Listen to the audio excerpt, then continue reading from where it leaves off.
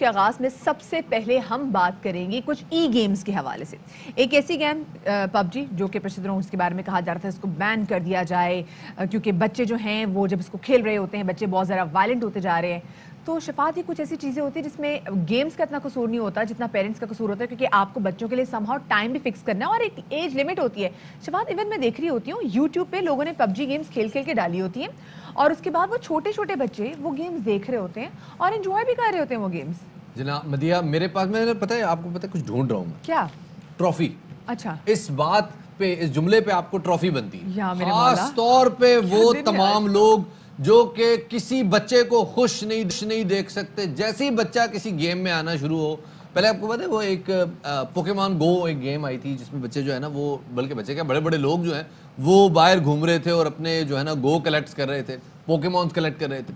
اب پب جی کے حوالے سے جناب یہ آئی پہلے پنجاب اسمبلی میں, خاص طور پر پنجاب اسمبلی اس معاملے میں اللہ کا شکر ہمیشہ پیش رہتی ہے, جی اس کو بین کر دے, یہ بین کر دے, بین کر دے, ختم ہو جائے. جو چیز سنبھالی نہیں جاتی ہے, جڑی چیز سامبھی نہیں جانتی نا انہوں بین کر دے. او جی بین نہ کرو, ٹیکنالوجی بین نہ کرو, ذرا بچے کنٹرول کرو. بچے جی جناب آپ کے اپنے پیارے سوکھے بچے, وہ آپ کی آنکھوں کی ٹھنڈ ہے, کوشش کریں کہ ان کی آنکھوں کی آپ حفاظت کریں. وہ اگر بہت کو آکورڈ پوزیشن میں بیٹھے ہوئے اگر گیم کھیل رہے ہیں مسلسل 82 گھنٹے 3 راتیں جا کے کھیل رہے ہیں, بچوں کے پاس موبائل کا ایک وقت رکھیں اور ذرا ان کو ساتھ سے ترتیب سے چلیں, کوئی ایسے ٹینشن نہ لیں. کیونکہ گیمر ایک نیا سویگ ہے جی, اور گیمرز نہ صرف سویگ ہے, یہ ایک نیا پیشن ہے, ایک نیا کریئر ہے. بالکل شفاعت, ایک نیا کریئر ہے. اور ای گیمنگ میں لوگوں نے اتنا زیادہ پیسے بنانے شروع کر دیا. ہم نے پچھلے دنوں دیکھا کہ ایک بچے کی پب جی کھیلتے ہوئے جی اس کو اگر برین ہیمیج ہو گیا تو لوگوں نے کہا جی کہ پب جی کا قصور ہے.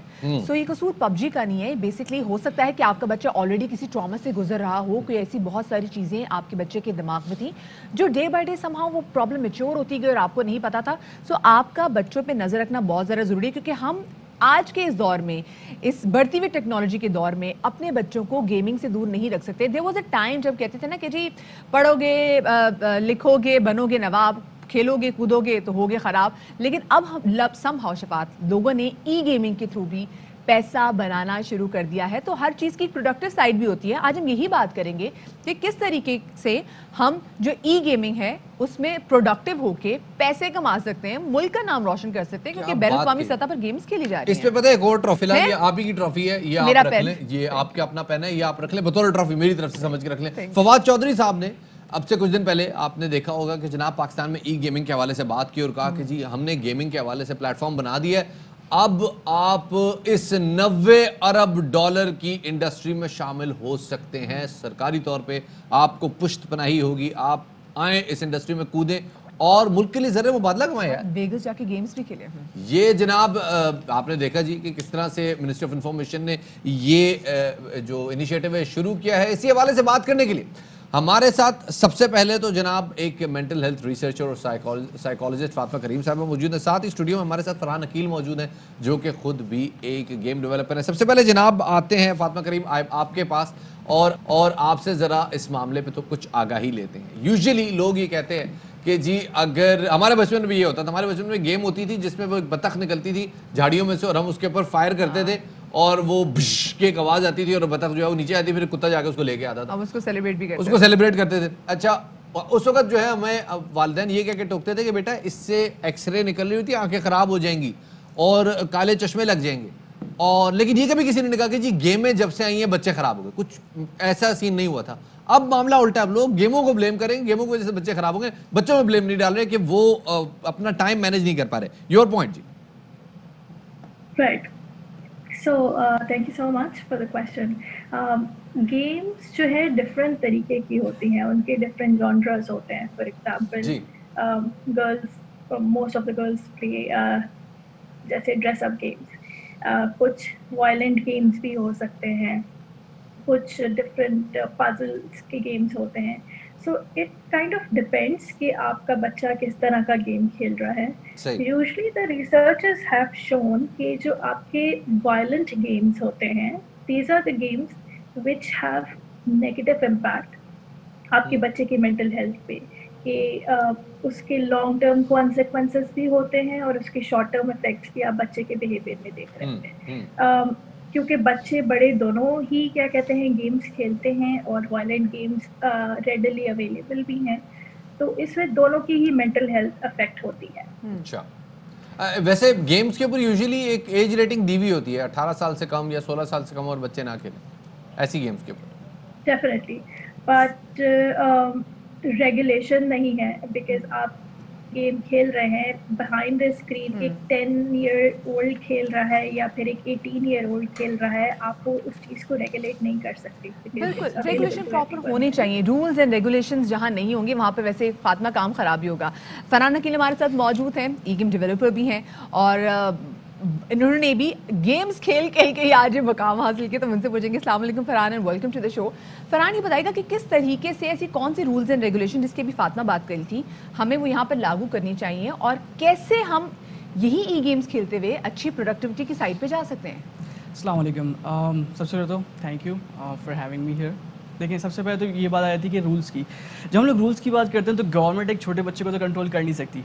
छोटे बच्चे को जो कंट्रोल होता है या जो टीनेजर्स जो होते हैं उनका जो कंट्रोल होता है उनके पेरेंट्स के हाथ में होता है। अब पेरेंट्स जो सोचते हैं वो ये सोचते हैं कि जो गेम्स हैं वो थोड़ा सा वायलेंट जो है ना बिहेवियर बच्चे का बनाते हैं या फिर वो टाइम वेस्ट करते हैं।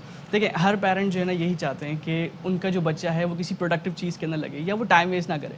रीज़न इसका सिर्फ यही है कि जो पेरेंट अवेयर नहीं होगा गेमिंग के पोटेंशियल से या गेमिंग की मार्केट की वर्ड से, तो उसको यही लगेगा कि उसका जो बच्चा है वो टाइम वेस्ट कर रहा है जब भी वो गेम खेलता है। ठीक है, तो होता यही है। अब हम लोग जब बात करते हैं स्टैट्स की, तो गेमिंग की जो फवाद चौधरी साहब जो हैं उन्होंने जो एक स्टैट्स बताए वो $90 बिलियन जो उन्होंने बताए हैं वो सिर्फ मोबाइल गेम्स के बताएं।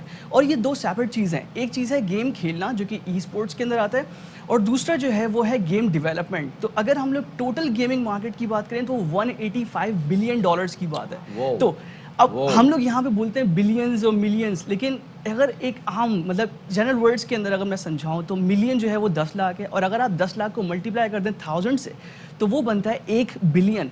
तो इससे आप अंदाजा लगा लें कि 185 बिलियन डॉलर्स की मार्केट है जो कि सिर्फ गेम्स की। हम इसको ऐसे आसान करके बताए थे, 185 अरब डॉलर की गेमिंग मार्केट है और इसमें से अगर आप समझे कि पाकिस्तान का कर्जा पूरा जो है इकोनॉमी का वो 96 अरब डॉलर है। इस तरह से बात समझा देते, आगे बढ़े। तो जब ये वाली चीज़ें आती हैं कि आप स्टैट्स को अगर थोड़ा सा एक्सप्लोर करें और जो पेरेंट्स हैं वो थोड़ा सा एक्सप्लोर करें कि गेम्स किस तरीके से आपके बच्चे को थोड़ा सा फ़ायदा पहुंचा सकते हैं, मतलब आप मेंटली थोड़ा सा उसको थोड़ा सा बाहर आ जाएं, लेकिन अगर आप उसके स्टैट्स दें कि बच्चा किस तरह गेम खेल रहा है, अगर आपको लग रहा है कि आपका बच्चा कोई ऐसा गेम खेल रहा है जो कि वायलेंट है और आप ये चीज़ नोट करते हैं कि वो थोड़ा सा बिहेवियर अपना चेंज कर रहा है, तो आप उसकी टाइमिंग्स कम कर दें। ठीक है, आप उसकी टाइमिंग्स कम कर दें। जैसे पेरेंट्स के टाइम के ऊपर गेम्स थे ही नहीं, इस वजह से उनको वो वाला मौका नहीं मिला कि वो सारे गेम्स को एक्सप्लोर कर सकें। सजेस्ट करते हैं मतलब वो बच्चा जिसकी उम्र 15 साल से कम है उसको कितना एक्सेस देना चाहिए, उसको कितना टाइम देना चाहिए, एक पर्टिकुलर अगर हम पबजी की बात कर लेते हैं उसके लिए। देखिए, हम लोग जब गेम्स की बात करते हैं तो पबजी इटसेल्फ मैं रिकमेंड नहीं करूँगा कि छोटे बच्चों को दिया जाए, लेकिन उनको गेम्स के एक्सेस लाजमी दिया जाए। मतलब हम लोग ये करते हैं कि काफ़ी सारे गेम्स को इग्नोर जो है ना वो छोड़ देते हैं सिर्फ इस बेस के ऊपर कि एक गेम के अंदर कोई ऐसा एक्सपीरियंस हुआ था जिसके अंदर बच्चे ने जो है वो सुसाइड कर ली थी। तो अब इसकी वजह से सारी जो गेम डेवलपमेंट की या गेमिंग जो इंडस्ट्री है वो थोड़ी सी बदनाम होती है। तो अब जब हम लोग इसको देखें कि कौन से गेम्स बच्चों को खिलाने चाहिए, लर्निंग बेस्ड गेम्स बहुत सारे अवेलेबल हैं।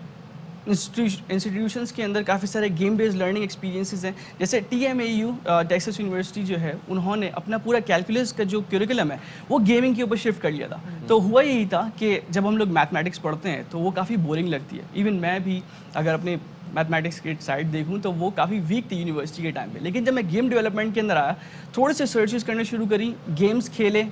जो टेक्सास यूनिवर्सिटी ने जो उन्होंने ये काम किया था कि अपना पूरा जो करिकुलम है वो गेम के थ्रू जो है ना उन्होंने ऑटोमेट कर लिया था।